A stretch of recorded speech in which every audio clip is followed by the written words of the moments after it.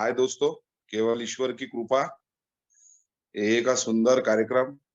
आप जैसे सभी दोस्त भाई मदद के कारण आज मैंने शराब का पहला जहरीला घूंट नहीं लिया है। एक शांत सुखी समाधानी जिंदगी जीने की कोशिश कर रहा हूँ। दोस्तों, सबसे पहले नवज्योति समूह के सभी भाइयों का आभार व्यक्त करता हूँ कि उन्होंने आज मुझे इस ऑनलाइन स्पीकर मीटिंग में अपने अनुभव साझा करने की एक सुनहरी संधि उपलब्ध कर दी है। और आज जो भी भाई इस मीटिंग में जुड़े हुए हैं उनका भी मैं आभार व्यक्त करता हूँ। दोस्तों, अल्कोहलिक्स एनोनिमस में जब मैं आया था तो शराब की समस्या लेकर ही आया था। शराब के साथ एक प्रकार का संघर्ष मेरा विरत शुरू था। मैं अपनी मनमर्जी से दुनिया को और अपनी जिंदगी को चलाने की असफल कोशिश में उलझा हुआ था। शराब मुझ पर कब हावी हो गई ये मेरे ख्याल में ही नहीं आया और जिंदगी बहुत अस्त व्यस्त होती चली गई। धीरे धीरे शराब ने हर चीज मुझसे छीन ली।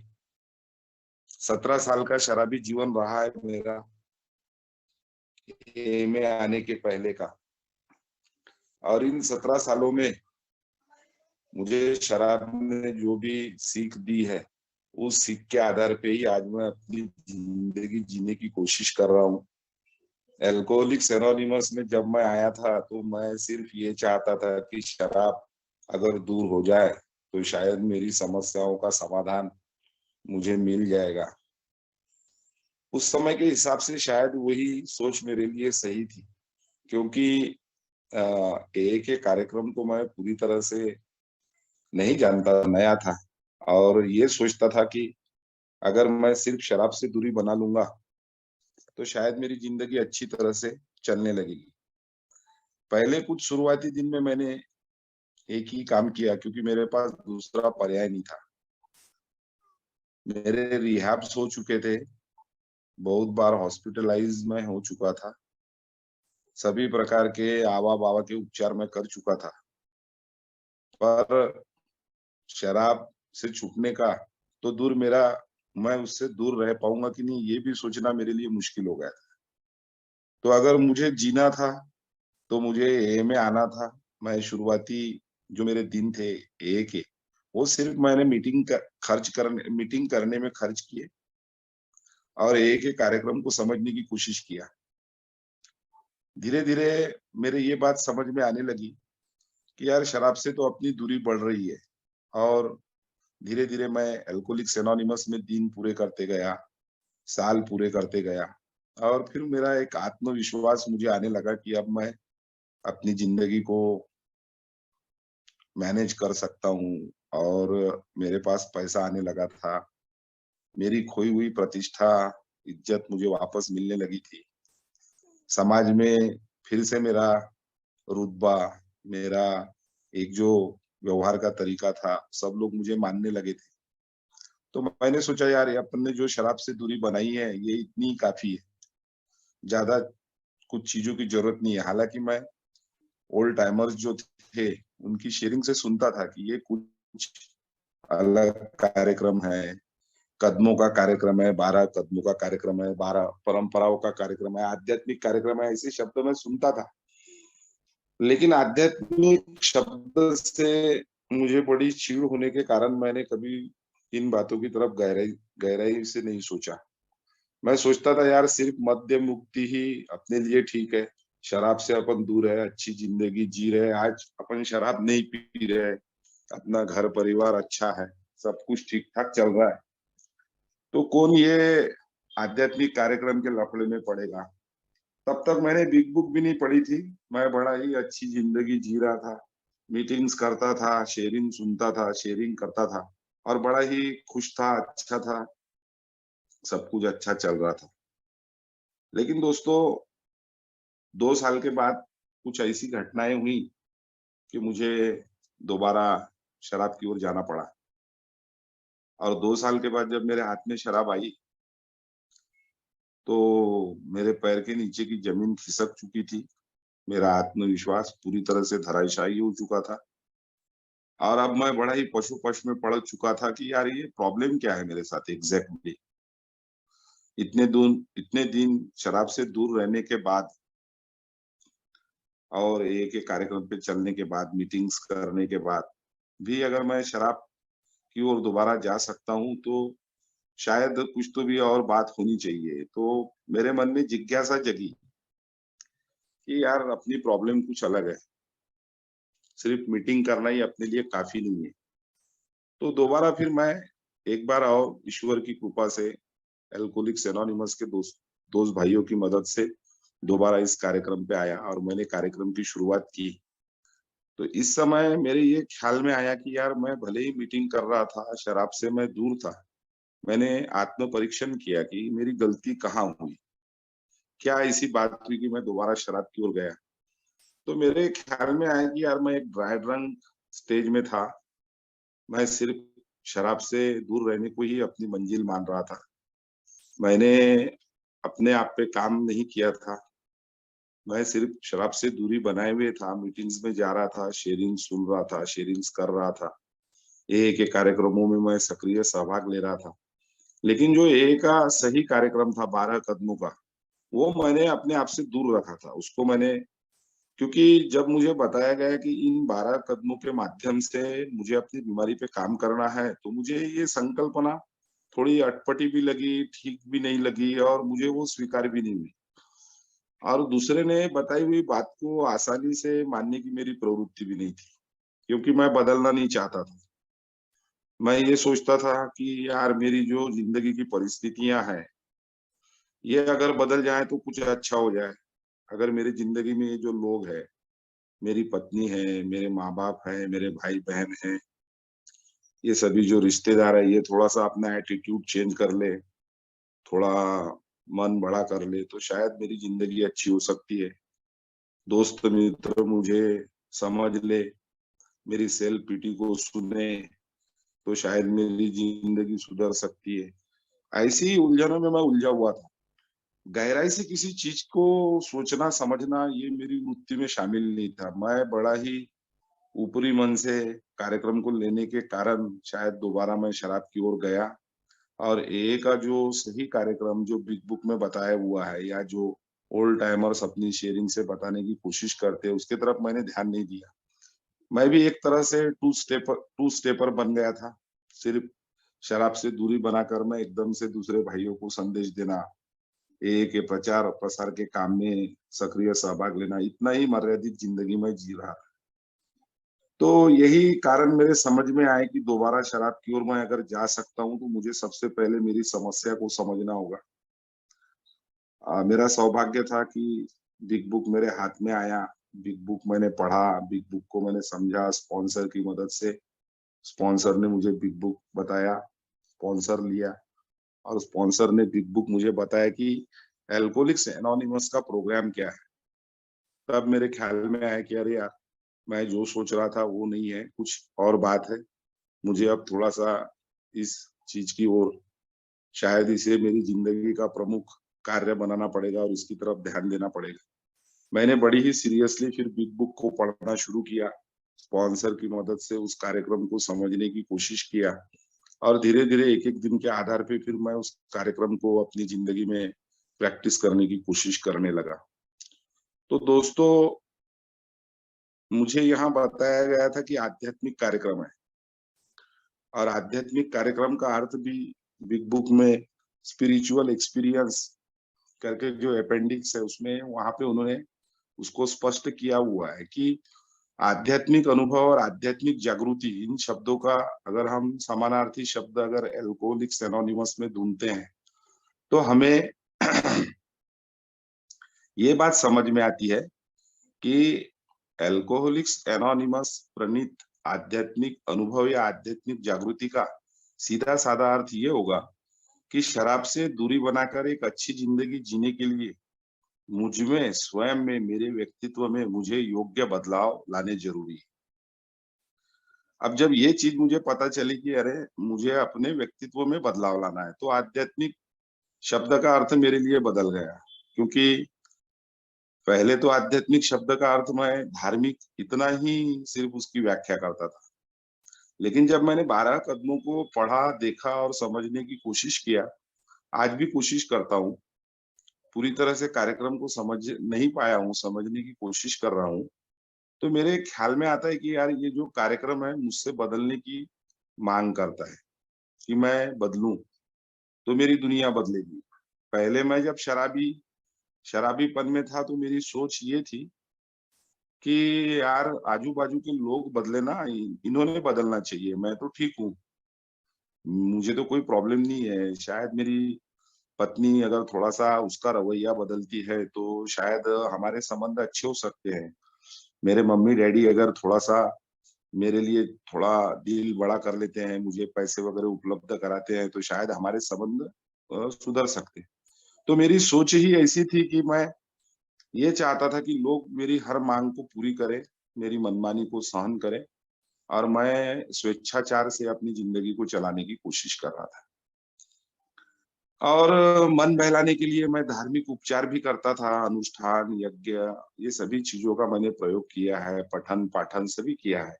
लेकिन अल्कोहलिक्स एनोनिमस में आने के बाद मेरे ये बात ख्याल में आई कि यार आधे-अधूरे प्रयत्नों से कुछ होने वाला नहीं है। हमको इस कार्यक्रम को अगर लेना पड़ेगा तो हमको पूरी पूरी श्रद्धा के साथ और पूरे प्रामाणिकता के साथ और इच्छुकता के साथ खुले मन से हमको इस कार्यक्रम पे चलना पड़ेगा। अब मेरे जैसे आदमी के लिए ये एक बहुत बड़ा चैलेंज था। हालाँकि कार्यक्रम सीधा-साधा है, सरल है, लेकिन मेरा व्यक्तित्व कठिन है। मैं किसी भी सीधी-सादी सरल चीज़ को सरलता से नहीं लेता हूँ, मैं उसे क्लिष्ट बनाता हूँ, मैं उसे अलग-अलग पद्धति से उसको और ज़्यादा कॉम्प्लिकेट करता हूँ और फिर समस्या को और उलझा देता हूँ। तो अल्कोहलिक्स एनोनिमस ने 12 कदमों में जो स्पष्टता से बताया हुआ है, वो चीज़ें मुझ पर लागू होती थी। तो सबसे पहले मैंने अपनी समस्या को जाना कि मेरी समस्या क्या है? तो मेरी कि हम हतबल है, हम शक्तिहीन हैं शराब के सामने, पावरलेस हैं। लेकिन वो पावरलेसनेस क्यों आता है? वो पावरलेसनेस आधा शरीर की एलर्जी के कारण और शायद आधा या उससे भी ज़्यादा मेरी मानसिक अस्त-व्यस्तता के कारण आता है। और यहीं से मेरे व्यक्तित्व का जो कार्यक्रम है वो शुरू होता है कि यार मेरा चिंतन अस्त-व्यस्त है, मेरी सोच अस्त-व्यस्त है, मेरा जीवन अनुशासनहीन जीवन है मेरा। मैंने जब अपनी इन्वेंटरी लिया तो मेरे ख्याल में आया कि अरे बाप रे! मैंने तो बहुत ही गंदगी करके रखा हुआ है मेरी ज़िंदगी में। मैंने हमेशा लोगों से अपेक्षाएँ की है, मैंने हमेशा चाहा है कि परिस्थिति मेरे इच्छानुरूप अगर बदल जाए तो सब कुछ ठीक हो जाएगा। आज अगर सूरज नहीं निकलता है, आज अगर बारिश नहीं होती है, तो शायद अच्छा हो जाएगा। ये मैं यानी अपनी ज़िंदगी को अपने हिसाब से चलाने की मैंने असफल कोशिश की और अल्कोहलिक्स एनोनिमस ने मेरी इसी समस्या की ओर इशारा किया कि दोस्त तेरी प्रॉब्लम क्या है? तेरी प्रॉब्लम ये है, तेरी अनमैनेजेबिलिटी है। तू तू तेरी ज़िंदगी अस्त-व्यस्त हो चुकी है और इस अस्त-व्यस्तता का कारण क्या है? तो इस अस्त-व्यस्तता का कारण है प्रमुख कारण है तेरा अस्त-व्यस्त चिंतन। अस्त-व्यस्त चिंतन के कारण तेरी ज़िंदगी अस्त-व्यस्त हो चुकी है। तुझे ये मानना पड़ेगा कि तू मानसिक दृष्टि से एक एक विकलांगता तुझ में है, जो तुझे माननी पड़ेगी कि तू अपनी ज़िंदगी को अपने मर्ज़ी से नहीं चला सकता। आज तक तूने कोशिश की है, वो असफल रही है। और सही बात थी दोस्तों, मैंने जब इन्वेंटरी लिया, तो मुझे एक बात पता चली कि यार आज तक मैंने जो भी सोचे हुए प्रकल्प थे, वो कहाँ पूरे हुए? कहाँ मेरी इच्छाएँ पूरी हुई? कहाँ यार मैं शराब का मज़ा ले पाया? हमेशा अस्वस्थ, बेचैन और चिड़चिड़े की ज़िंदगी में जिया हूँ। कोई भी चीज़ मुझे तृप्ति नहीं दे पाई, मुझे समाधान नहीं दे पाई। एक भटकी हुई आत्मा की तरह मैं हमेशा इधर-उधर गोते खाते फिरता रहा हूँ। मेरी ज़िंदगी का जब मैं हाल-हवाल लेता हूँ, तो देखता हूँ कि यार बड़ी ही ज़िंदगी बेहाल थी। और अल्कोहलिक्स एनोनिमस में आने के बाद फिर समस्या ख्याल में आई कि अरे नहीं यार, मेरी सही समस्या मेरे व्यक्तित्व की है। और अल्कोहलिक्स एनोनिमस ने मेरे प्रश्नों के उत्तर दे दिए थे कि आध्यात्मिकता यानी क्या? तो आध्यात्मिकता यानी यह है कि जिंदगी को स्वीकार करने के लिए, जिंदगी को अच्छा जीने के लिए, जिंदगी को सुंदर बनाने के लिए और जिंदगी को सफल बनाने के लिए और आनंदमय बनाने के लिए मुझे परिस्थितियों को बदलने की बजाय, मुझे मेरे आसपास के लोगों को बदलने के बजाय अगर मैं स्वयं को बदलने की कोशिश करूँगा, तो शायद मुझे समाधान प्राप्त हो सकता है, आनंद प्राप्त हो सकता है। और ये जो प्रवास था, ये जो जर्नी थी, ये जर्नी मेरे लिए बड़ी ही अ, अलग जर्नी थी। ना मैंने सोचा था कि मेरी ज़िंदगी इस प्रकार का मोड़ लेगी। वो जीवन जीवन के इस पड़ाव पे आएगी। मैंने कभी सोचा नहीं था, ना मेरे ये प्लान में था, ना प्रोग्राम में था, ना मैंने कभी सपने में भी ये बातें सोची थी कि यार मैं अल्कोहलिक बनूँगा और अल्कोहलिक्स एनोनिमस नाम की कोई संस्था होगी जिसकी स्थापना अमेरिका में हुई है 1935 में। और फिर मैं उसका सदस्य बनूँगा और वहाँ पे मैंने कभी नहीं सोचा था। ये सबसे बड़ा झटका था मेरे लिए कि यार मैंने जिस प्रकार से अपनी ज़िंदगी को सोचा है, जिस प्रकार से अपनी ज़िंदगी को मैं जीना चाहता था, वो ज़िंदगी कहाँ आके खड़ी हो गई। शराब के ठेके पे जाकर, शराब पी-पी कर मैंने अपनी ज़िंदगी को इतनी बदहाली कर चुका था मैं कि जीने-मरने की नौबत आ गई थी, कि क्या करूँ, क्या नहीं करूँ? तो वो अल्कोहलिक्स एनोनिमस के ईश्वर की कृपा थी मुझ जैसे शराबी पे होती है, इसका अनुभव लिया है मैंने, विशेष कृपा होती है। हम सभी भाई सौभाग्यशाली शराबी हैं कि आज हमें अल्कोहलिक्स एनोनिमस का आशादायी संदेश मिला है, एक जीवन पद्धत हमें मिली है, आज हम अच्छी ज़िंदगी जीने की कोशिश कर रहे हैं। लेकिन कोशिश करनी पड़ी दोस्तों, मुझे अल्कोहलिक्स एनोनिमस में बताए हुए जो आध्यात्मिक उपकरण थे, अपनी समस्या को समझ लेना मेरे लिए बहुत ज़रूरी है, कि मेरी समस्या क्या है। जब तक मैं ये सोचूँगा कि मैं सिर्फ़ शारीरिक एलर्जी का शिकार हूँ, तो मेरा मन मुझे बोलता है कि यार ये शारीरिक एलर्जी शायद अभी दूर हो गई होगी, अपन बहुत दिनों से शराब से दूर है। दूसरा मुझ में ये ख़्याल आता है, एक रिज़र्वेशन होता है मुझ जैसे शराबी में, कि कहीं न कहीं, कभी न कभी तो मुझे शराब से मेरी मुलाकात निश्चित है होगी, अच्छी तरह से मैं पी पाऊँगा। तो मैं सोचता हूँ यार शराब ने इतना नुकसान किया है मेरा, शराब ने मेरी ज़िंदगी को पूरी तरह से बर्बाद कर दिया है, मेरे सपनों को उजाड़ दिया है, तो ये फिर भी मेरा मन ये बोलता है कि यार कभी न कभी शायद हमको शराब पीना जमेगा, शायद हम अच्छी तरह से पी पाएँगे। तो ये जो मेरा मेंटल ट्विस्ट है, ये जो मुझ में ये जो मानसिक मेरी सोच है कि इतनी बर्बादी के बाद, इतनी आपत्तियों का सामना करने के बाद, इतने संकटों का सामना करने के बाद, इतने निचले स्तर पे जाने के बाद में भी मेरे जैसा आदमी नहा धोकर अच्छे कपड़े पहनकर जब बार के सामने से जाता है, तो सोचता है कि यार एक घूँट अगर ले लूँ तो कुछ बिगड़ेगा तो नहीं। अभी अ, पिछली बार के जैसा नहीं करूँगा, अभी थोड़ा अच्छे से पीऊँगा यार, अभी थोड़ा नियंत्रित पीऊँगा, थोड़ा अच्छी ब्रांड की शराब पीऊँगा तो शायद मेरा जम जाएगा। ये जो है ना दोस्तों, ये मेरा मन मुझे कल भी बोल सकता है, परसों भी मुझे बोल सकता है। ये मेरी जो बीमारी है, ये बीमारी बड़ी ही घातक है। ये बीमारी मुझे बड़ी ही चालाक और कनिंग बैफलिंग डिसीज़ है दोस्तों। और इसके पीछे काम करता है मेरा मन। और बिग बुक में बताया हुआ है कि, और अभी भाई जैसा पढ़ रहे थे, प्रस्तावना प्रस्तावना पढ़ रहे थे और हाउ इट वर्क्स भी पढ़ रहे थे, तो उसमें बताया हुआ है कि भाई अगर मुझे शराब से दूर रहना है, तो मुझे ये मानना पड़ेगा कि मैं शराबी हूँ और मेरी ज़िंदगी अस्त-व्यस्त हो चुकी है। और दूसरी बात मुझे ये भी माननी पड़ेगी कि कोई भी मानवीय शक्ति मुझे शराब से दूर नहीं रख सकती। और तीसरी बात मुझे ये भी माननी पड़ेगी कि अगर ईश्वर की इच्छा हुई और ईश्वर को अगर हमने खोजने की कोशिश किया, तो वो हमें मदद करेगा। तो जब ये 3 चीज़ों को मैं पढ़ता हूँ, तो एक कल्पना बड़ी सुस्पष्ट हो जाती है कि अगर मुझे मानसिक बदलाव लाना है, तो मुझे मानवेतर शक्ति को की गुहार लगानी पड़ेगी। मानवेतर शक्ति को मुझे अपनी जिंदगी में स्थान देना पड़ेगा। अब मानवेतर शक्ति का जहाँ पे विषय आ जाता है, वहां से आध्यात्मिक कार्यक्रम की शुरुआत हो जाती है दोस्तों, क्योंकि अब मुझे अपने हिसाब से जिंदगी को नहीं जीना है, अपने शर्तों पे जिंदगी को नहीं जीना है। अब हम लोगों ने जो प्रार्थना बोली कि दाय will be done not mine, तेरी इच्छा चलेगी मेरी नहीं, ये जो हम बोलते हैं, तो अभी आध्यात्मिक कार्यक्रम का सीधा-सीधा ये अर्थ था, बिग बुक में भी अनेक जगह पे इसका स्पष्टीकरण दिया हुआ है। जब रोलैंड हैजार्ड दूसरी बार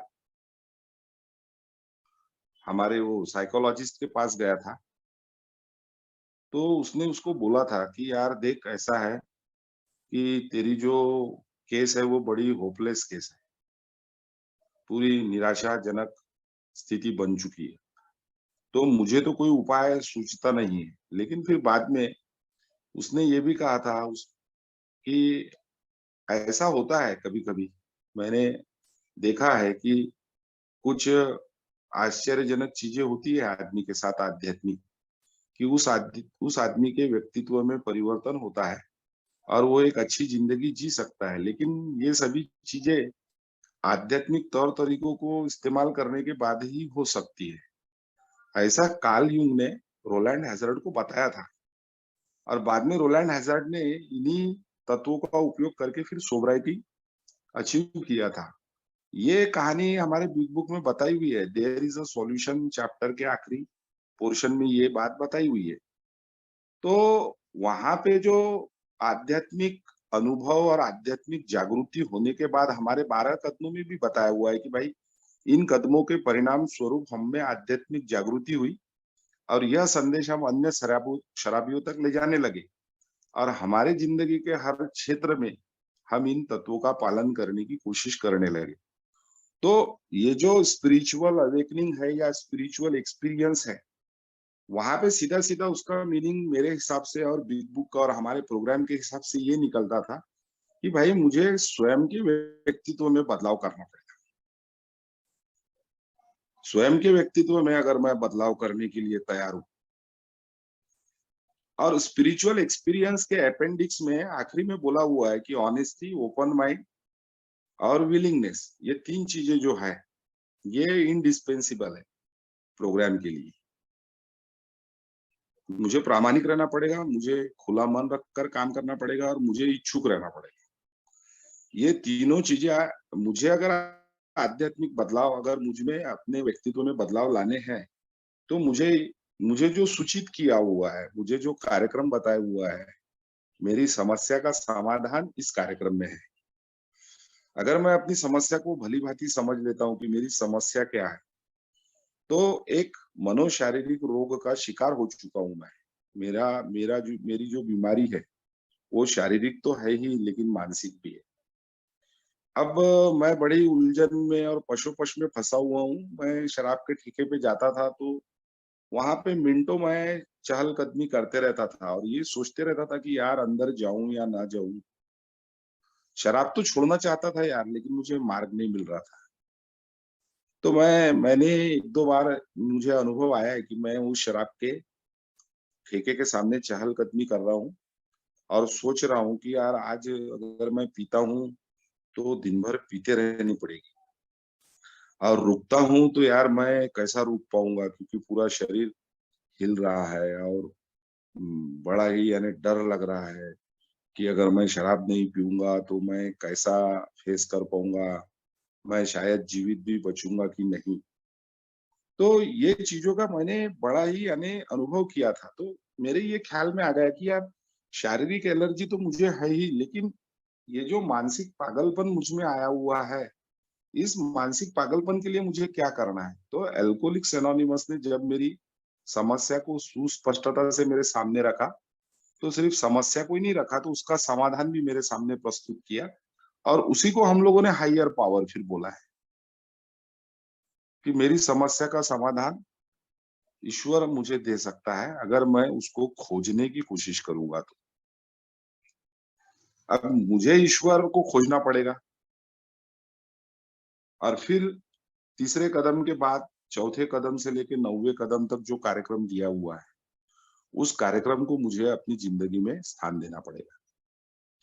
ये मेरे समझ में आया कि समस्या मेरी एक बार अगर मैं सुस्पष्ट तरीके से समझ लेता हूँ कि सिर्फ़ मैं ये सोचता हूँ कि अगर मैं सिर्फ़ मीटिंग्स करूँगा और और मीटिंग्स के ही भरोसे अगर मैं सोबर रहना चाहता हूँ, तो शायद मैं सोबर भी रह पाऊँगा, शायद मैं मद्यम मुक्त रह पाऊँगा। लेकिन बिग बुक में बताए हुए जो 12 प्रोमिसेस हैं, वो शायद मेरी ज़िंदगी में लागू नहीं हो पाएँगे। और यह शक्यता भी नाकारी नहीं जा सकती कि मैं दोबारा शराब की तरफ ना जाऊँ। जा सकता हूँ। क्यों? क्योंकि मैंने जब स्व अध्ययन किया तो ख्याल में आया कि अरे यार! मेरा ना शराब के मामले में बड़ा ही लोचा है। शराब के मामले में ना मेरी आत्मशक्ति, ना मेरा आत्मविश्वास, किसी प्रकार की कोई चीज़ काम नहीं करती। तो वहाँ पे काम करता है सरेंडर। जब मैंने शराब के सामने सरेंडर किया, तो उस दिन से मेरी शराब बंद हो गई और मैं एक अच्छी ज़िंदगी जीने की कोशिश करने लगा। तो अब मुझे एए के कार्यक्रम पे आगे चलने की कोशिश करनी पड़ेगी। सिर्फ़ शराब से दूरी बनाना ही मेरा उद्देश्य नहीं है। और बिग बुक को जैसा-जैसा मैं आगे पढ़ते गया तो मेरे ये ख्याल में आया कि यार अब यहाँ तो शराब की चर्चा भी नहीं हो रही है। अब मेरे ये समझ में आने लगा कि अब मैं दोबारा अगर शराब की ओर जाता हूँ, तो शराब तो हवा में उड़कर मेरे मुँह के माध्यम से पेट में जाने वाली नहीं है। पहले मेरी मेंटल लोचा होगा, पहले मेरा मानसिक अस्त-व्यस्तता बढ़ेगी, मुझे गुस्सा आएगा, मुझे भय लगेगा, मेरे मन में जो भावनात्मक और वैचारिक उथल-पुथल शुरू होने लगेगी। तो ये मुझे सब बताए हुए है, ये सब साइंस है। तो पहले मेरी मेंटल स्लीप होती है। तो इसको अगर मुझे रोकना है तो मुझे यहाँ काम करना पड़ेगा। इस मानसिकता को बदलने के लिए मुझे यहाँ काम करना पड़ेगा। तब मेरे ये समझ में आता है कि अब मैं दोबारा शराब की तरफ तभी जा सकता हूँ, जब मैं अस्वस्थ, बेचैन और खुद को चिड़चिड़ा अगर मैं महसूस करता हूँ, तो ये सही वक़्त है कि मैं अपने स्पॉन्सर से बात करूँ। ये सही वक़्त है कि मैं बिग बुक पढ़ूँ। ये सही वक़्त है कि मैं किसी एए की मीटिंग में जाऊँ, किसी एए सभासद से बात करूँ कि मेरे साथ क्या हो रहा है। अगर मैं ये शेयर करता हूँ, तो मुझे मदद मिलती है और मेरी समस्या का हल भी निकलता है। और अल्कोहलिक्स एनोनिमस के प्रोग्राम में जिस आध्यात्मिक जीवन पद्धति की बात की हुई है, उस जीवन पद्धति का सीधा-साधा अर्थ ये है कि इन कदमों को मैं अपने जीवन में उसको मैं प्रैक्टिस करूँ, उसके ऊपर मैं कृतिशील कार्यक्रम जो बोला हुआ है एए का, उसको मैं अपनी ज़िंदगी में स्थान दूँ। आध्यात्मिक जीवन पद्धति का सीधा-सीधा अर्थ था कि अब ज़िंदगी मुझसे बदलाव चाहती है, कि मैं अपने विचारों को बदलूँ। और जब कार्ल युंग ने रोलैंड हैज़ार्ड को उपाय बताया था, तो उसने ये भी बताया था कि ये जो पर्सनैलिटी चेंज है, ये पर्सनैलिटी चेंज की डेफिनिशन वहाँ पे थोड़ी स्पष्ट की हुई है कि पर्सनैलिटी चेंज का सीधा-साधा अर्थ ये है कि पहले जो पुराने, सड़े-गले मेरे विचार थे, जो मेरी विकृत भावनाएँ थी, जो जो मेरे विचार करने की पद्धत थी, उसकी जगह पे अब नई विचार करने की पद्धत स्थान लेगी। उसके उन विकृत भावनाओं की जगह पे अच्छी भावनाओं को स्थान देना पड़ेगा। तो अब ये यहाँ से कृतिशील कार्यक्रम की शुरुआत हो जाती है। सबसे पहले मुझे जो एक्शन लेनी है, वो एक्शन हाउ की लेनी है, ऑनेस्टी, ओपन माइंड और विलिंगनेस की। तो अब ये स्पष्ट हो गया था कि मुझे बदलना पड़ेगा और मुझे बदलने के लिए उच्च शक्ति की मदद से ही मैं अपनी मानसिकता पे काम कर सकता हूँ। मैं अपनी खुद की इच्छा से और अपने आत्मानुशासन के द्वारा मैं इस चीज़ को प्राप्त नहीं कर सकता। मुझे इस आध्यात्मिक कार्यक्रम का आचरण अपनी ज़िंदगी में करना पड़ेगा। और एक आध्यात्मिक कार्यक्रम बड़ी ही स्पष्टता के साथ कदमों के माध्यम से हमें समझाया हुआ है दोस्तों। उसमें बताया हुआ है कि मुझे क्या करना है। अगर मैं अपने आप में बदलाव लाना चाहता हूँ, तो इस बदलाव को लाने के लिए मुझे क्या करना है, इसका स्पष्टीकरण, सुस्पष्ट इस बात को बिग बुक में बताया हुआ है कि अब मुझे क्या करना है, क्या करना चाहिए। और क्या करना चाहिए इस बात को बताते समय उन्होंने हर चीज का उदाहरण इतने अच्छे तरीके से दिया हुआ है कि अगर मुझे चौथा कदम लेना है, तो मुझे क्या करना है? मुझे 5वां कदम लेना है, तो मुझे क्या करना है? मुझे 6वां कदम लेना है, सभी कदमों को मुझे लेना है, तो एग्ज़ैक्टली मुझे क्या करना है? इसका उन्होंने बिल्कुल यानी पिन पॉइंट एनालिसिस करते हुए हमें वहाँ पे जानकारी दी हुई। अब यहाँ पे एक बात तय हो गई थी, फिर मेरे ये भी समझ में आने लगा कि हमारी जो प्रार्थना है, जिसमें बोला हुआ है कि भाई God grant us the serenity to accept the things we cannot change, courage to change the things we can and wisdom to know the difference. तो ये बातें मेरे ख्याल में आने लगी कि यार there are a lot of things I can not change. मैं नहीं बदल सकता बहुत सारी चीजें, लेकिन बहुत सारी लिमिटलेस चीजें हैं जो मैं बदल सकता हूँ। तो ये जो करेज शब्द था ना, धैर्य, तो ये धैर्य शब्द का मैं अर्थ नहीं जान पाता था, लगा नहीं पाता। तो बाद में मेरे ख्याल में आने लगा कि ये जो धैर्य है, ये हमारी पर्सनैलिटी चेंज के लिए हमें आवश्यक मदद हमें ईश्वर के द्वारा मिलने वाली है। ये जो आवश्यक धैर्य है, ये हमें ईश्वर प्रदान करता है स्वयं बदलने का।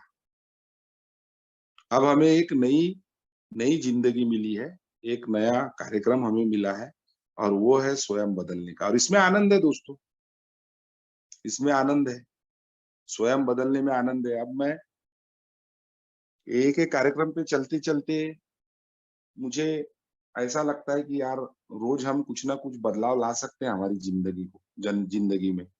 हमारी जिंदगी को अच्छा बनाने के लिए, हमारी जिंदगी को समुन्नत बनाने के लिए, सुंदर बनाने के लिए हम रोज कुछ ना कुछ कर सकते हैं।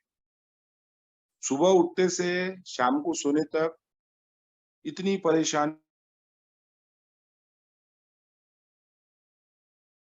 क्या कौन क्या बोलेगा, कौन क्या सोचेगा, और सभी चीज़ों के बारे में मेरे जैसा बालक बुद्धि आदमी एक आध्यात्मिक कार्यक्रम के औजारों को लेके अपने दिन की शुरुआत करता है।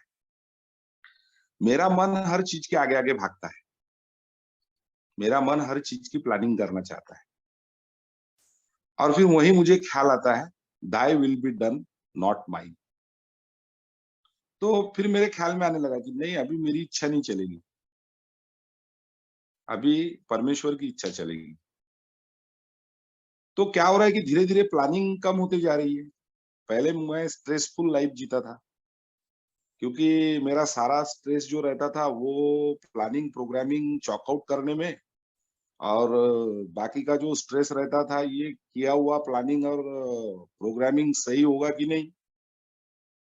हम लोगों का उदाहरण दिया हुआ है, वो किसी निर्देशक की तरह मैं साज सज्जा और लाइट था में लगने की तरह मेरी रोज जिंदगी इसी प्रकार से चलती है दोस्तों। कम से कम मेरी मानसिकता तो इसी प्रकार की होती है। तो मैं तो यही सोचता हूँ कि ऑफिस से आते-आते आज दीदी ने क्या खाना बनाया होगा यार? आज मेरे थाली में क्या-क्या परोसा जाने वाला है? शायद ये होगा, शायद वो होगा, शायद ऐसा होगा। और मैं जब घर पे आता हूँ तो देखता हूँ कि थाली में कुछ भिन्न प्रकार की चीजें परोसी गई हैं।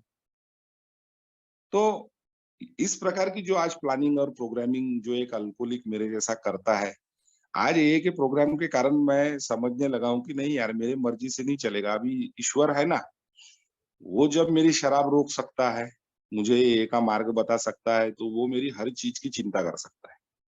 अभी मुझे चिंता करने की कोई आवश्यकता नहीं। मैं बड़ी ही शांत जिंदगी, मुझे घड़ी भी देखने की आवश्यकता नहीं। ईश्वर चलाता है मेरी जिंदगी को। अब मुझे क्या करना है? मुझे ये करना है कि ईश्वर की इच्छा के साथ-साथ अपनी इच्छा को मिलाते हुए ये भी प्रार्थना करनी है कि ईश्वर की इच्छा मेरे लिए क्या है? क्या चाहता है ईश्वर आज मुझसे? हमें बताया हुआ है बिग बुक में कि रोज सुबह उठने के बाद हमने प्रार्थना करनी चाहिए कि हे ईश्वर, आज मैं किसी शराब पीड़ित व्यक्ति के लिए क्या कर सकता हूँ? तो पर्सनैलिटी चेंज इस प्रोग्राम पे चलते-चलते इसका कोई अंत नहीं होता दोस्तों। आखिरी में हमको ये बताया हुआ है 12वें कदम में कि हम इस कार्यक्रम को अपनी ज़िंदगी के हर क्षेत्र में ले जाएँगे। और कहीं-कहीं पे मीटिंग हॉल में वो ट्रायंगल के साथ में घर, काम, मीटिंग ये 3 शब्दों का भी हमको कभी-कभी उस मीटिंग हॉल में ब्लैक बोर्ड पे लिखा हुआ दिखता है।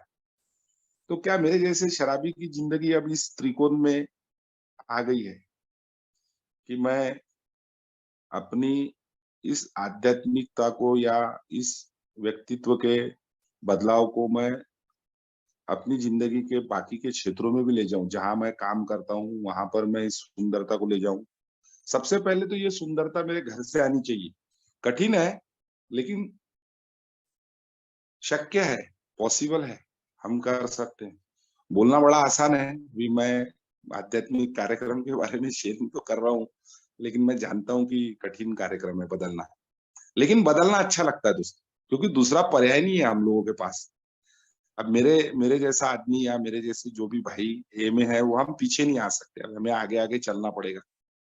और आगे-आगे चलने में फ़ायदा महसूस हो रहा है कि ऐसा लग रहा है यार अब अपनी ज़िंदगी की ज़्यादा चिंता करने की आवश्यकता नहीं है, ईश्वर है ना, सभी चीज़ें तो उसने सँभाल रखी है। तो अब हमें क्या करना है, अब हमें ये करना है कि ईश्वर की इच्छा के अनुरूप काम करना है।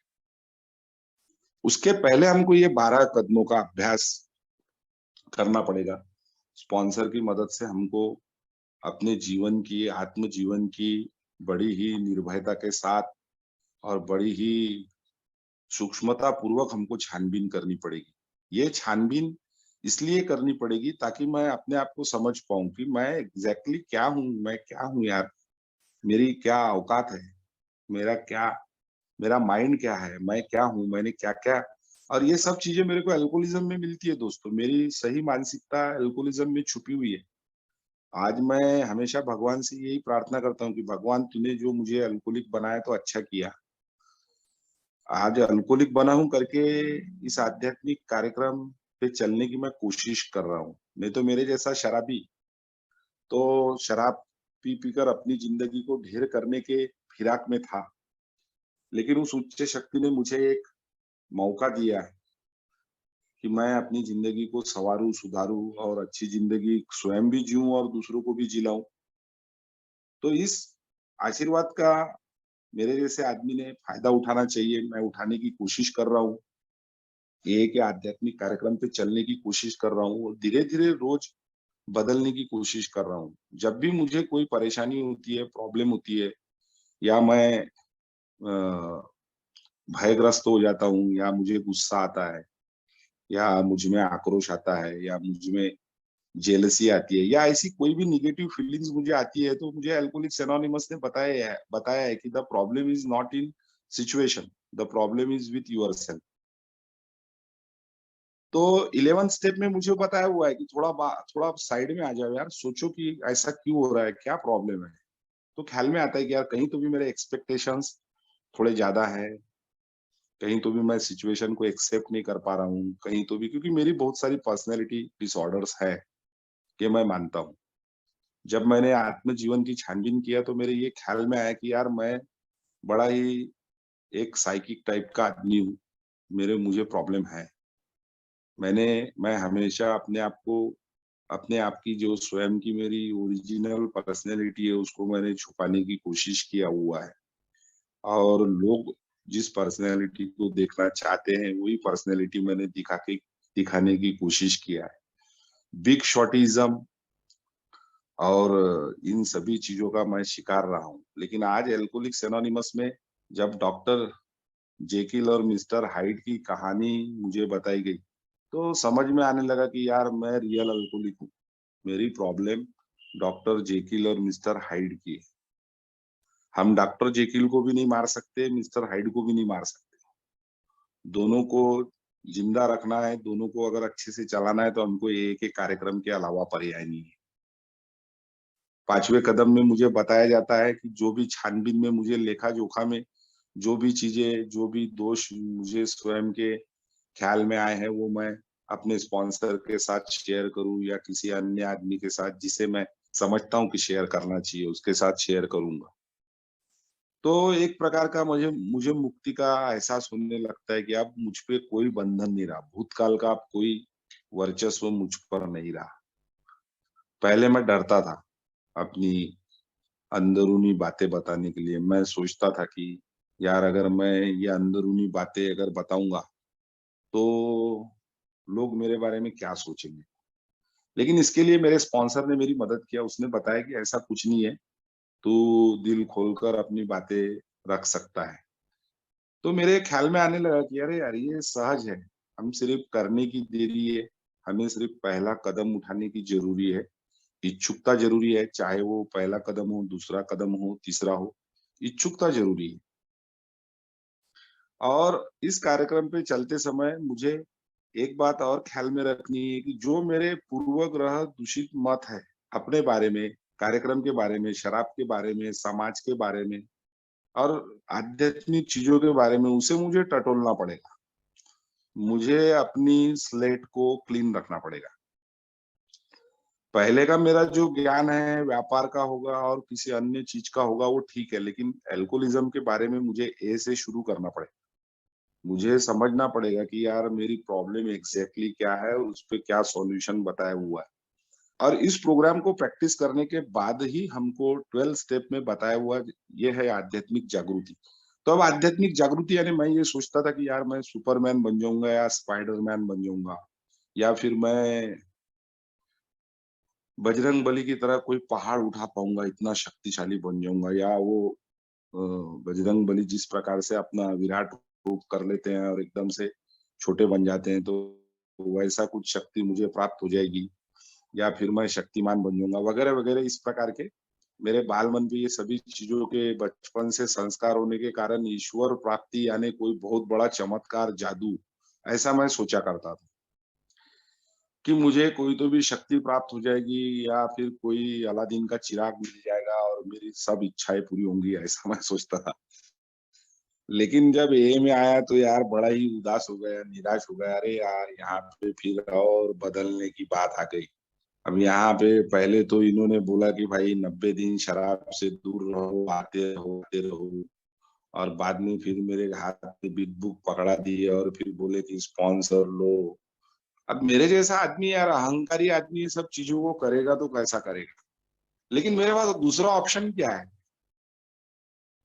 इस कार्यक्रम पे चलने के लिए मुझे प्रेरणा कहाँ से मिलेगी? मेरे पास पर्याय ही नहीं है। तो मुझसे पहले आए हुए लोगों में हुआ जो सुधार था, वो मैंने देखा। उनके हँसते हुए, चमकते हुए चेहरे मैंने देखे। उनके चेहरे पे जो आत्मविश्वास झलक रहा था, जो शांति मुझे अनुभव हो रही थी, जो एक आनंद उनके चेहरे पे दिख रहा था, उसके कारण इस कार्यक्रम पे चलने के लिए मैं प्रेरित हुआ। और दूसरी बात तो ये थी कि मैं मुँह नहीं मोड़ सकता था इस कार्यक्रम से क्योंकि पीछे तो खाई थी अल्कोहलिज़्म की। तो मुझे अल्कोहलिक्स एनोनिमस ने दिए हुए आध्यात्मिक उपकरण पहले तो अच्छे नहीं लगे, लेकिन जब मैंने लोगों से अपने अनुभव साझा किए, लोगों के अनुभव सुने तो मुझे ये ख्याल में आया कि जब ये लोग बदल सकते हैं यार आध्यात्मिक उन्नति कर सकते हैं, तो मैं क्यों नहीं कर सकता? तो इन 2 चीज़ों के कारण मैं प्रेरित हुआ कार्यक्रम पे चलने के लिए और मेरे ये बात ख्याल में आने लगी कि हम बदल सकते हैं, हमें कोशिश करनी पड़ेगी। ईश्वर भी यही चाहता है कि हम अपने तौर-तरीके बदलें, हम अपने विचार बदलें, हम हमारा चिंतन शैली बदलें, हम हमारी जीवन शैली बदलें और इस काम की शुरुआत अल्कोहलिक्स एनोनिमस के कार्यक्रम के साथ हुई। आज भी मैं मीटिंग्स में जाता हूँ और अपने अनुभव दोस्तों के साथ साझा करता हूँ और दोस्तों के भी अनुभव सुनता हूँ, चाहे वो न्यूकमर हो, चाहे ओल्ड टाइमर हो, चाहे मिड टाइमर हो, मुझे मेरी समस्या का समाधान मिलता है। अल्कोहलिक्स एनोनिमस ने बताए हुए प्रार्थना और ध्यान का भी उपयोग मैं करता हूँ कि मुझे पता है कभी-कभी परिस्थितियाँ विकट आ जाती हैं, समस्याएँ खड़ी हो जाती हैं। लेकिन जब से मैं एए में आया हूँ, आज तक ऐसी एक भी परिस्थिति मेरी ज़िंदगी में नहीं आई कि जिसका सामना करने की शक्ति मुझे ईश्वर ने ना दी हो। तो इस बात को जानते हुए अब मैं तैयार हूँ कि आगे भी बहुत सारी समस्याएँ आएँगी, जब तक मैं आखिरी साँस नहीं लूँगा तो मेरी ज़िंदगी तो समस्याओं से भरी पड़ी है। और क्यों नहीं होंगी दोस्तों, समस्याएं तो बहुत जरूरी है। अगर समस्याएं नहीं होंगी तो मेरा व्यक्तित्व निखरेगा कैसा। पहले मैं समस्याओं से दूर भागता था, बिल में दुबक के बैठ जाता था, सोचता था यार बाहर निकलूंगा तो बिल्ली मेरी शिकार करेगी। लेकिन अभी मुझे अल्कोहलिक्स एनोनिमस के कार्यक्रम ने जो धैर्य दिया है, जो एक करेज दिया है, उसके आधार पे मैं धीरे धीरे प्रैक्टिस कर रहा हूँ कि आई आने वाली परिस्थितियों का सामना मैं कर सकूं, क्योंकि ईश्वर मुझे कमजोर देखना नहीं चाहता। ईश्वर ने मुझे शक्तिहीन इसलिए नहीं बुलवाया कि मैं वो मुझे शक्तिहीन बनाना चाहता है। वो सिर्फ मुझे ये एहसास कराना चाहता था कि बेटा तू अपने इच्छा से जिंदगी को मत जी, तू अपने मनमानी ढंग से जिंदगी जीने की कोशिश किया और उसका क्या क्या रिजल्ट आया। उसका रिजल्ट ये आया कि यार तू तो अल्कोहलिक बन गया। यहाँ तक कि तू तो बड़ा ही आत्मविश्वासी और बड़ा ही स्वयंपूर्ण व्यक्तित्व वाला आदमी था, पैसे वाला था, ज्ञानवान था, सुसंपन्न घर का था, पढ़ा लिखा था, सुसंस्कारी था। तेरा शैक्षिक और सांस्कृतिक पार्श्वभूमि बड़ी ही मजबूत थी। लेकिन अब तेरे साथ हुआ कैसा कि यार तू शराबी बन गया। तू 5 रुपए और 10 रुपए मांगने लगा लोगों को शराब पीने के लिए। ये जो बेहाली है और ये जो एक प्रकार का भुक्कड़पन है, ये कहाँ से आया कि शराब पिए ही जा रहा है, पिए ही जा रहा है, तृप्ति नहीं हो रहा है। इतनी शराब पी रहा है कि रास्ते पे गिर रहा है, पड़ रहा है। तो देखा यार कि एक तरफ मेरे पास इतनी सभी चीजें हैं, साधन संपन्नता है, और दूसरी तरफ मेरे में इतना भी ज्ञान नहीं है कि मैं शराब भी ठीक ढंग से नहीं पी पाता हूँ। तो ये सब चीजें मानसिक, ये सब चीजें मेरे सामने बड़ी आह्वान के रूप में आई कि यार उमेश अपना लोचा क्या है, प्रॉब्लम क्या है। इस गहनता को समझने के बाद ख्याल में आया कि नहीं, मुझे बदलना पड़ेगा। और मुझे बदलने के लिए इस आध्यात्मिक जीवन को जीना पड़ेगा। आध्यात्मिक जीवन पहले कल्पनाओं में था। मैं हमारे पिताश्री आध्यात्मिक पार्श्वभूमि से आए हुए थे, बचपन से ही आध्यात्मिक अनुभव का वातावरण घर में था। तो सहज है कि एक बेटा अपने बाप की नकल करता है, तो मैं भी उनके साथ बैठ जाया करता था और ध्यान धारणा का अभ्यास किया करता था। लेकिन ये सब चीजें मेरे अंतरंग को बदल नहीं पाई, क्योंकि उसके लिए जो आवश्यक कृति थी उससे मैं दूर था। अध्यात्म और भगवान, ईश्वर, ये सब चीजें मेरे लिए काल्पनिक थी। ईश्वर का मेरे जिंदगी में कोई स्थान नहीं था। ईश्वर को मैंने साइड में करके रखा था और अपनी जिंदगी को अपनी बलबूते पे जीने की मैं कोशिश कर रहा था। ए में आने के बाद मुझे पता चला कि यार मेरी जो डर की भावनाएं हैं, कमजोरी की भावनाएं हैं, वो भी कोई गलत नहीं है, सही है। अगर मैं शराब के गर्त में नहीं गिरता, इतना आध्यात्मिक अधपतित नहीं होता, तो मैं शायद आध्यात्मिक प्रगति के मार्ग पे अग्रसर भी नहीं होता। तो आज मुझे पता चल रहा है कि जितना मेरा रॉक बॉटम डीप है ना, उतना ही मेरा ऊपर प्रगति के लिए स्कोप है। तो अब मैं उन चीजों को भी गलत नहीं मानता हूँ। मैं अच्छा हुआ शराबी बना, अच्छा हुआ मैंने ये सब बदहवासी की, अच्छा हुआ मैं भटकता नहीं था तो मुझे अपनी मंजिल नहीं मिलती थी।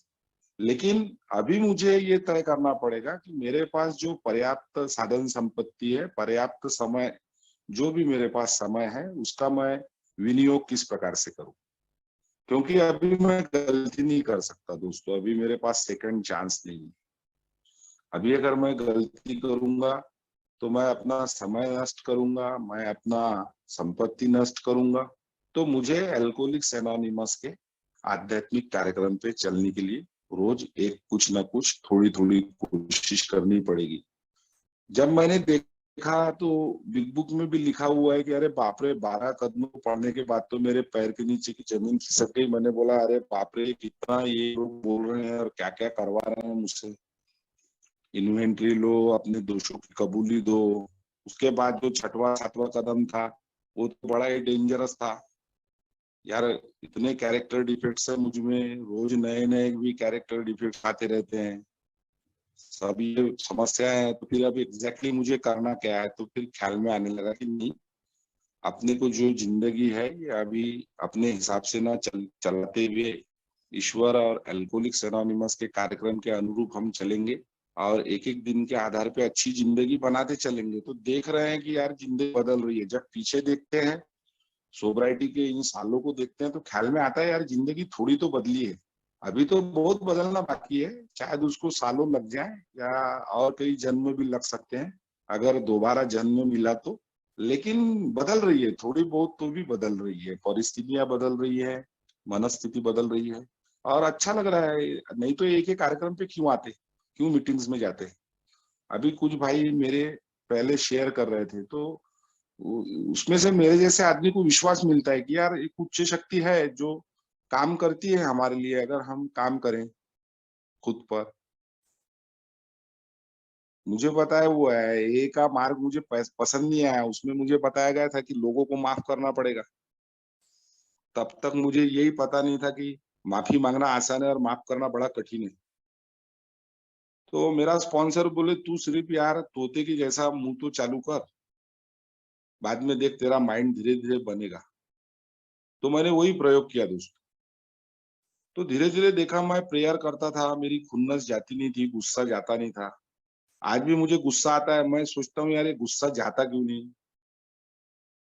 तो मेरा स्पॉन्सर यही बोला करता था कि नहीं तुम प्रे करो, नहीं तुम प्रे करो। मैंने बोला क्या है यार ये कुछ बदल हो नहीं रहा है, कुछ रिजल्ट्स आ नहीं रहे यार, ये मुझे हमेशा प्रे करो बोलते रहते हैं। बाद में जैसा जैसा मैं प्रे करते गया तो ये 90 डेज का जो प्रोग्राम है ना दोस्तों, तो मेरे स्पॉन्सर ने बोला कि तू 90 डेज प्रे तो कर यार। तो देखा कि 90 डेज के बाद यार थोड़ी मानसिकता बदल गई थी। आज भी देख रहा हूँ कि पत्नी वही है, बच्चे वही हैं, माँ वही है, मेरी सास भी वही है, साला साली सभी मेरे रिश्तेदार वही है। अब बदला कौन? ना मेरा घर बदला है, ना मेरे पड़ोसी बदले हैं, ना मेरा पुराना आजू बाजू का माहौल बदला है। बदल क्या रहा है? तो बदल रहा है मेरी मानसिकता, बदल रहा हूँ मैं। और ये ख्याल में आता है कि एक एक कार्यक्रम में ये जो चमत्कार है वो यही है कि आध्यात्मिक अनुभव जो हमको बोला हुआ है वो कृतिपूर्ण होने होने चाहिए। ये में जो बोले हुए फ्रस्ट्रेशन आएगा, फियर आएगा, आपको एंगर भी आएगा, आपको जेलसी भी आएगी, आपको सेक्स फीलिंग्स भी आएंगे। ये आना ही है क्योंकि वी आर ह्यूमन बीइंग्स, हमको आना ही है। तो हमको ये क्या बोलती है, आने दो उन फीलिंग्स को। रोज रात को सोने के पहले इन्वेंटरी लो कि आज दिन भरे में क्या-क्या, किस प्रकार से आप डिसऑनेस्ट रहे, किस प्रकार से आप सेल्फ पिटी में गए। और धीरे-धीरे जब मैं ये इन्वेंटरी लेते रहा, एक ओल्ड टाइमर ने मुझे बहुत शुरुआत में बताया हुआ था कि यार आप रोज रात को ना सोने के पहले एक इन्वेंटरी ले लिया करो। तो मेरा थॉट लाइफ जो है, मेरा जो वैचारिक जीवन है वो धीरे-धीरे, धीरे-धीरे एक-एक दिन के आधार पे, जैसा कि मेरे पहले आए हुए भाई ने बोला है कि यार एक-एक दिन के आधार से। और आध्यात्मिक अनुभव जो बोला हुआ है दोस्तों, स्पिरिचुअल एक्सपीरियंस, उसमें बिल डब्ल्यू ने क्लियर किया हुआ है। वो अपेंडिक्स ही इसीलिए लगाया हुआ है कि बिग बुक पढ़ने के बाद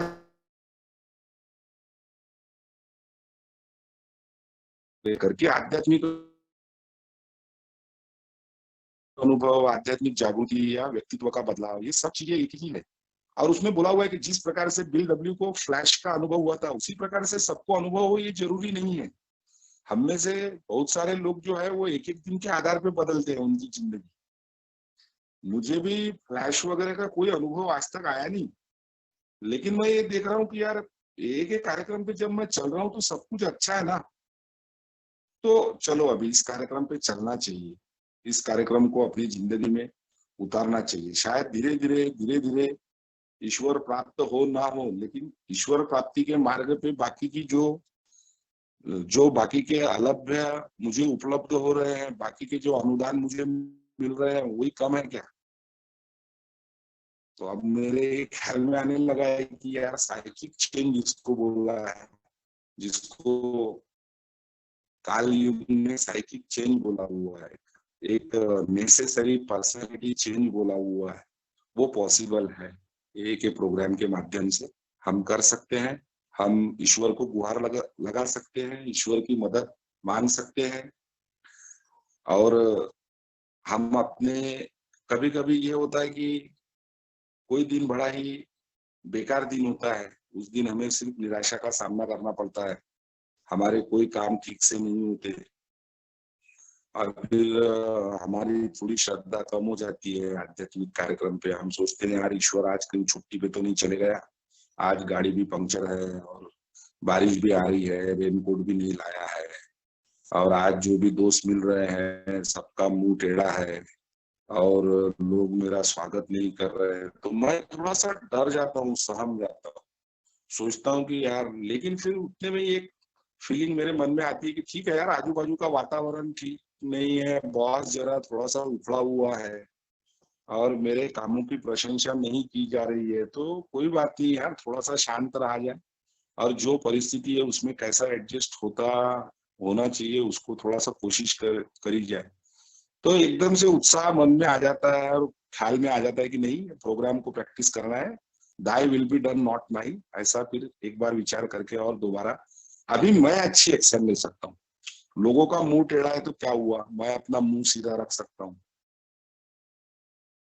अनेक बार मैं मीटिंग्स में जाता हूँ, शेयरिंग करता हूँ तो देखता हूँ कि भाई लोग मोबाइल में व्यस्त रहते हैं, किसी भाई का शेयरिंग की तरफ ख्याल नहीं रहता है, तो मुझे चिढ़ आती है। तो मैं सोचता हूँ ठीक है यार, उनको सूचना तो देता हूँ, लेकिन मेरा जो एक्सपेक्टेशन है, मैं जो चाहता हूँ कि लोग बदले, तो वो बदलाव मैं अपनी जिंदगी में ला सकता हूँ। और इस कार्यक्रम को प्रैक्टिस करने से फिर एक प्रकार की सहनशीलता धीरे धीरे हम में आने लगती है और जिंदगी के बारे में, लोगों के बारे में और परिस्थितियों के बारे में हम सहनशील होने लगते हैं और ईश्वर की इच्छा को धीरे धीरे हमारी जिंदगी में स्थान मिलने लगता है। शायद इसी प्रकार का, और रोज जिंदगी हमसे बदलाव चाहती है, रोज हमारे एक्सपेक्टेशंस को हमें थोड़ा लो रखना पड़ता है, सर्विस को थोड़ा बढ़ाना पड़ता है। कभी कभी कुछ समस्या ऐसी होती है, अब मैं स्वार्थी और आत्म केंद्रीय आदमी हूँ, अप्रामाणिक आदमी हूँ, हमेशा अपने बारे में ही सोचते रहता हूँ। तो मुझे बताया हुआ है कि यार, जब भी आप इन परेशानियों से ग्रस्त हो, जब भी आपको समस्या सुलझने के कोई आसार नजर ना आते हो, तो आप एक काम करो या किसी शराबी भाई की मदद करो बिना किसी अपेक्षा के साथ। तो ये एक नया तरीका, जिस जो तरीका बिल डब्ल्यू ने अपनाया था जब वो डॉक्टर बॉब को मैसेज देने के लिए गया था और वहां उसे पीने की इच्छा हुई थी, तो उसने ये तरीका अपनाया था। तो ये तरीका आज भी मेरे साथ काम करता है। कभी कभी एक आधा दिन ऐसा होता है कि जब प्रेयर भी वर्क नहीं कर रही है, ऐसा लगता है, फिर अपनी इच्छा से होता नहीं, क्योंकि क्या है, मैं बताऊं कैसा भी, लेकिन मेरी इच्छा चलते रहती है नीचे की नीचे और वो उफान मारती रहती है और वो हावी होने की कोशिश करते रहती है। तो मुझे बताया गया है कि आध्यात्मिक जागृति यानी मैं अवेयर रहूं, मेरा हमेशा वो 11 स्टेप में जो प्रोग्राम बताया हुआ है, तो वो सुबह रात को सोने से लेकर सुबह जागने में हम लोग क्या प्रार्थना करेंगे और किस प्रकार की मानसिकता दिन भर हम रखेंगे और रात को सोते समय हम इस मानसिकता का किस प्रकार से लेखा जोखा बनाएंगे।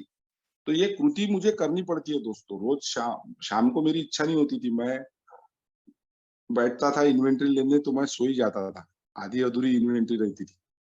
फिर इन्वेंटरी लेते-लेते मैं कभी-कभी खुद को बहुत दोष देने लगता था या फिर खुद को बड़ा ही शाबाशी देने लगता था। लेकिन बाद में मेरे को स्पॉन्सर ने बताया कि नहीं, तेरे को ऑब्जेक्टिवली उसको लेना है लेखा-जोखा। तो धीरे-धीरे अनुभव आने लगा कि यार, हम लोग बदल सकते हैं, हमारी मानसिकता बदल सकती है, हमारे अनुभव बदल सकते हैं। आज ज़िंदगी की परिस्थितियाँ हैं, जैसी है वैसी है। कभी-कभी परिस्थितियाँ बिकट भी हो जाती है, लेकिन एक आध्यात्मिक कार्यक्रम जो है, आध्यात्मिक जो जीवन शैली है, वो हमें कभी फेल नहीं करती। चाहे वो फिर वो फ्रस्ट्रेशन हो, चाहे फिर वो कोई खुशी का क्षण हो, अब हमारे समझ में आने लगा है, तो हम प्रार्थना करते हैं ईश्वर को वो दिन की शुरुआत में कि आज का दिन मैं अपनी इच्छा से जीने की बजाय तेरी इच्छा से जीऊँ। मेरे विचारों को तू दिशा प्रदान कर। मैं क्या करूँ, क्या ना करूँ, क्या सोचूँ, क्या ना सोचूँ, ये तू तय कर। आज मैं अपनी इच्छा से अपनी ज़िंदगी जीने की बजाय तू क्या चाहता है मेरे बारे में, ये मैं जानूँ।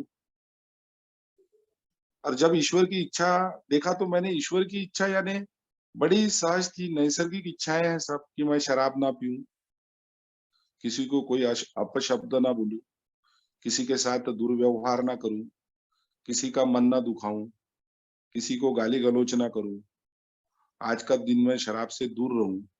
ये तो सब नैसर्गिक चीज़ें थी।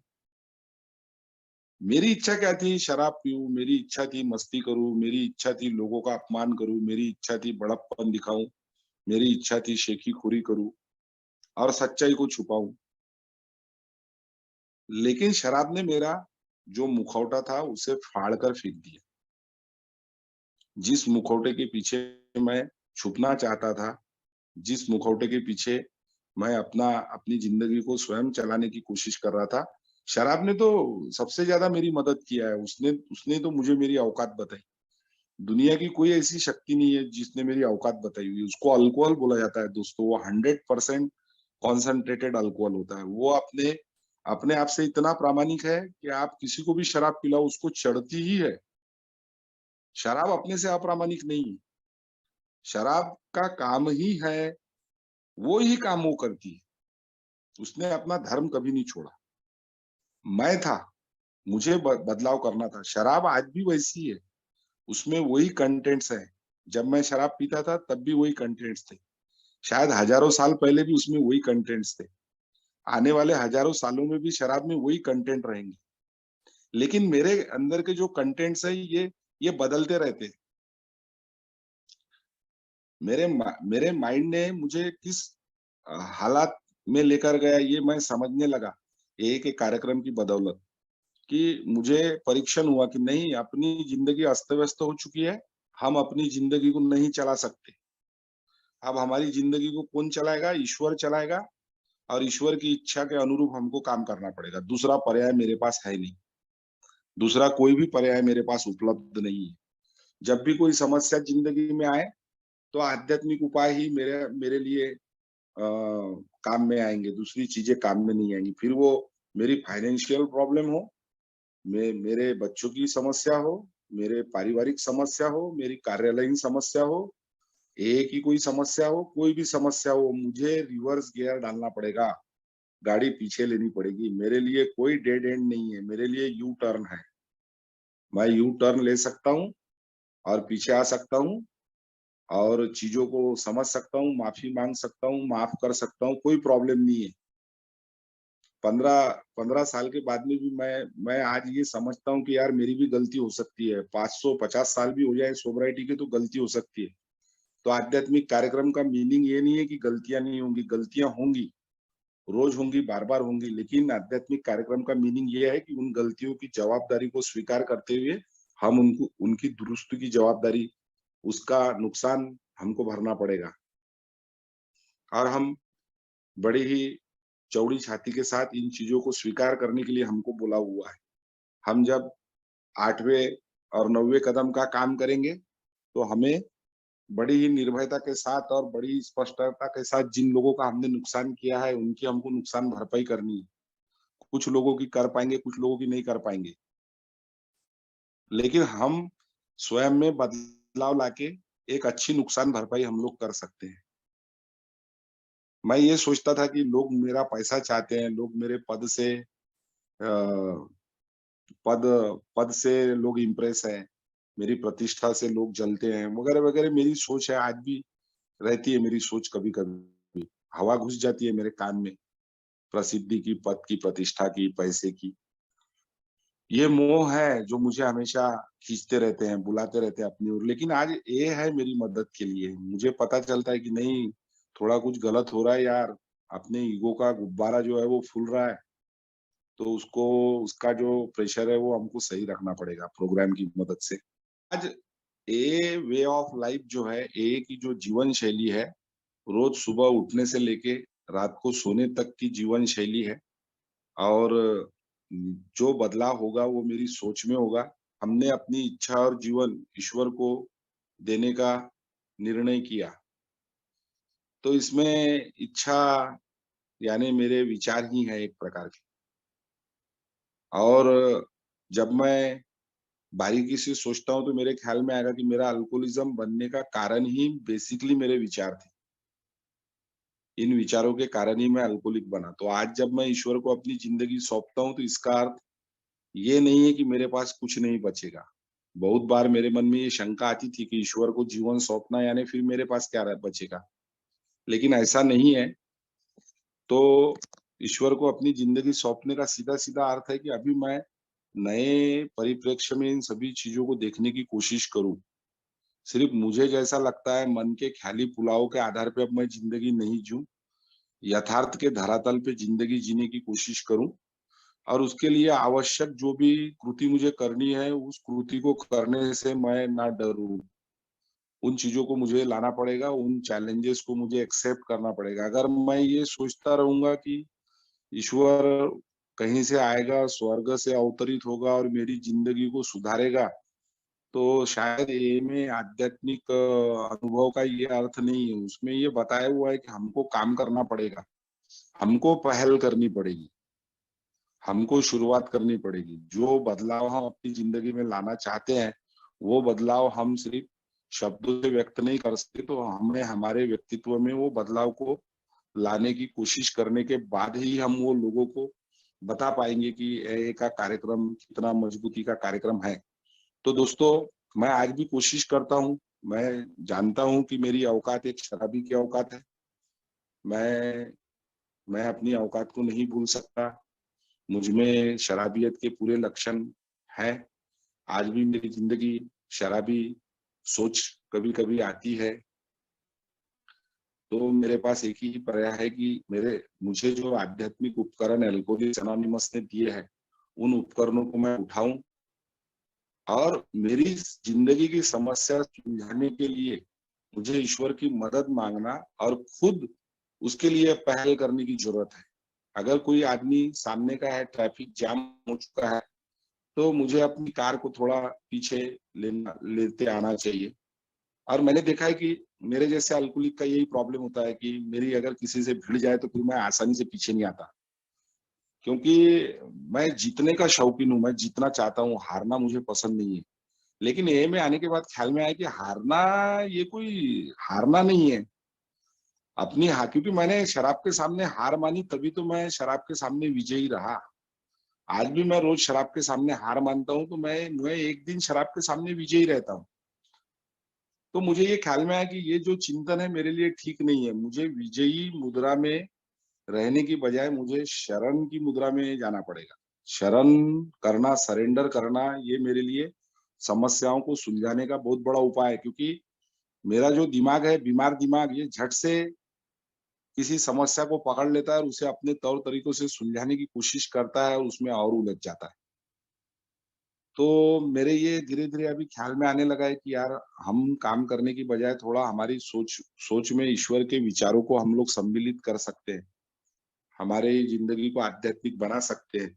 और ये भी ख्याल में आने लगा है कि अगर हम बिग बुक में भी बताया हुआ है कि अगर हम भावनात्मक दृष्टि से अच्छे हो जाएँ, अगर ये हमारी भावनाएँ अभी जो थी गुस्से की, काम वासना की, बाद में ईर्ष्या, द्वेष की और भय की भावनाएँ, अब ये धीरे-धीरे इसकी जगह पे अच्छी भावनाएँ स्थान ले रही हैं। हम अच्छा सोचने लगे हैं, अच्छा बोलने लगे हैं, अच्छा करने की कोशिश करने लगे हैं। या हमारे जैसे शराबी जो निरुपयोगी थे,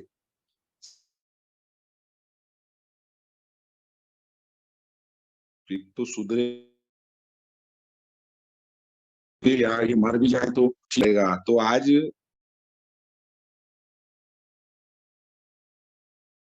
हमारी ज़िंदगी बदल रही है कि हम आज दूसरों की ज़िंदगी को सँवारने की कोशिश कर रहे हैं। हम बाकी शराब पीड़ित जो भाई हैं हमारे उनको मदद करने की कोशिश कर रहे हैं। तो ये हमारी एक कोशिश ही है। कोई भाई सभी भाई जो मीटिंग में उपस्थित है वो इस बात को ऐसा ना समझे कि हम आध्यात्मिक दृष्टि से तैयार नहीं है, हम सभी तैयार हैं। शराब ने हमको अच्छे से तैयार करके ही एए में भेजा है। अब सिर्फ़ हमारे पास यही है कि अब हम इस त्रुटिपूर्ण कार्यक्रम पे चले, जिन लोगों ने स्पॉन्सर नहीं लिया है वो स्पॉन्सर ले लें। जिन लोगों ने बिग बुक को नहीं पढ़ा है, वो बुक को पढ़ लें, बिग बुक में से कार्यक्रम समझ लें और उस कार्यक्रम पे चलने की कोशिश करें, 4th स्टेप पे काम करें। क्योंकि दोस्तों मेरी ज़िंदगी सिर्फ़ मीटिंग्स में जाने से नहीं बदलेगी, ये मुझे समझ लेना पड़ेगा। फिर मैं और गलती करूंगा। तो मुझे सुस्पष्टता से स्पॉन्सर की मदद से मेरी प्रॉब्लम को आइडेंटिफाई करना बहुत जरूरी है, क्योंकि जब तक मैं प्रॉब्लम को आइडेंटिफाई नहीं करूंगा मैं सॉल्यूशन को नहीं अप्लाई कर सकता, और सॉल्यूशन को अप्लाई करने के लिए जो नेसेसरी एक्शन है वो मैं नहीं ले पाऊंगा। तो ये सभी लेखा जोखा, ये सभी चीजें आपको बिग बुक में बताई हुई है। मैं कोई आपको नई बात नहीं बता रहा हूँ। मैं सिर्फ आपसे इतना ही अनुभव साझा कर सकता हूँ कि एए में मैं शराब की समस्या लेकर आया था। शराब की समस्या तो अब कोसों दूर है। शराब पीने की इच्छा भी नहीं होती है। शराब की इच्छा क्या पता कहाँ गुम हो गई। अब मैं एक ही आध्यात्मिक जिंदगी जीने का आनंद ले रहा हूँ। रोज किसी छोटे बच्चे की तरह जागने में आनंद आता है, सोने में आनंद आता है, एक ही सेवा करने में आनंद आता है, भाइयों के साथ बात करने में आनंद आता है। और ये एक जिंदगी ने एक नया मोड़ ले लिया है, जिंदगी को एक अच्छा अर्थ प्राप्त हो गया है। अल्कोहलिक्स एनोनिमस में बताई हुए जो 12 प्रोमिसेस है, इस पे अगर मैं काम करता हूँ तो ये प्रोमिसेस मेरे जिंदगी में सही हो सकते हैं। लेकिन शर्त वही है कि रोज सुबह उठने के बाद मैं भगवान से क्या मांगता हूँ, भगवान से मैं क्या प्रार्थना करता हूँ, भगवान का मैं आभार व्यक्त करता हूँ कि नहीं, या सिर्फ मेरे मन में शिकायत ही शिकायत है। तो ये सब मानसिकता मेरी धीरे धीरे बदलने लगी। मैं सोचता हूँ कि यार मेरी अपेक्षाओं का जो महासागर मुझे कम करना पड़ेगा। मैंने समाज को, परिवार को और अपने रिश्तेदारों को, दोस्तों भाइयों को तो दिया कुछ भी नहीं है, और सिर्फ मैं मांगते रहता हूँ हमेशा। मैं लोगों को तो इज्जत नहीं देता हूँ, लेकिन लोगों से इज्जत की अपेक्षा करता हूँ। लोगों से अच्छी बात नहीं करता हूँ और ये चाहता हूँ कि लोग मुझसे मीठी मीठी बातें करें। मीटिंग में कोई नया भाई आता है तो मैं कभी उसका हाल पूछने नहीं जाता हूँ। तो ये सभी चीजें मेरे ख्याल में आ गई कि नहीं, मुझे भावनात्मक रूप से, वैचारिक रूप से बदलने की आवश्यकता है दोस्तों। शायद एक आध्यात्मिक जीवन इसी को कहते होंगे। मैं, मेरे पास जितना भी अनुभव था वो मैं आपके साथ साझा कर चुका हूँ। और इस समूह का मैं बहुत आभारी हूँ, आप सभी भाइयों का आभारी हूँ। शायद बोलने में कहीं मुझसे कोई गलती हुई होगी या कहीं मैंने कोई गलत संदर्भ दे दिया होगा, तो आप बड़े दिल से मुझे माफ कर देना। एक शराबी भाई को शराबी भाई लोग ही माफ कर सकते हैं। मैं एए में इसलिए आता हूँ कि एए में मुझे समझने वाले लोग हैं, मेरे जैसे भाई है शराब पीड़ित। लेकिन मैं, कोई भी भाई नया होगा जिसने स्पॉन्सर नहीं लिया होगा, जिसने कार्यक्रम पे चलने की तैयारी नहीं की होगी, कोई भाई कर रहे होंगे, कोई भाई मुझसे भी ज्यादा आगे कार्यक्रम पे होंगे, या आध्यात्मिक अनुभूति की तुलना तो हम नहीं कर सकते, लेकिन हम सभी लोगों के अनुभव एक जैसे ही हैं कि हम किस प्रकार से ये में आए थे और आज हम कैसे हैं। तो हमारी जिंदगी ही इस बात का सबूत है कि ये का कार्यक्रम काम करता है, बशर्ते मैं उस पर काम करूं। तो मैं सभी भाइयों को यही बोलूंगा कि आप जहां भी हैं, जिस स्थिति में भी है, वहां से आगे चलने के लिए हमको सभी को मिलजुल के कृतिपूर्ण कार्यक्रम पे चलना पड़ेगा। और इस आध्यात्मिक अनुभव को ज्यादा से ज्यादा, अच्छे से अच्छे तरीके से हम किस प्रकार से कर सकते हैं, इस पे हम एक दूसरे भाइयों से चर्चा करके, क्योंकि बिग बुक तो अपना काम करती है दोस्तों, लेकिन फेलोशिप का भी बहुत बड़ा रोल है। मुझे सभी स्पिरिचुअल टूल्स का इस्तेमाल करना है। उसमें चाहे इनिशियल स्पॉन्सर हो, चाहे किसी ने मुझे संदेश दिया हो, चाहे कोई भाई, क्योंकि एक ही सेवा का कोई ऐसा क्षेत्र, यानी उसका कोई मर्यादा नहीं है, अमर्याद सेवा है। और मैं बड़ा ही भाग्यशाली शराबी हूँ कि आज मुझे एक अच्छी जिंदगी जीने का मौका मिला। आप सभी भाइयों ने मेरी शेयरिंग सुनी, सभी भाइयों ने शांतता के साथ मुझे जो एक बहुत ही अच्छा प्रतिसाद दिया, और मेरे आत्मविश्वास में और मेरी समझ में और ज्ञान में जो वृद्धि की, आपकी शांतिपूर्ण सुनने के कारण, उसके लिए मैं आपका आभारी हूँ, समूह का आभारी हूँ। धन्यवाद दोस्तों।